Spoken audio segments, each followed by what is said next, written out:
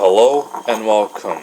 This is a drink called How I Make Carbonated strong coffee, Calamansi citrus, and strawberry.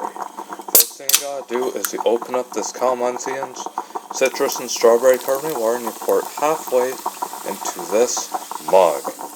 Then after that, you pour the strong coffee halfway into this mug from this carafe. Not carafe, but percolator. For a little more. And there you go, folks. Here is your carbonated strong coffee, calamansi, citrus, and strawberry. Enjoy, folks, and thank you for watching. Peace and cheers. Thank you.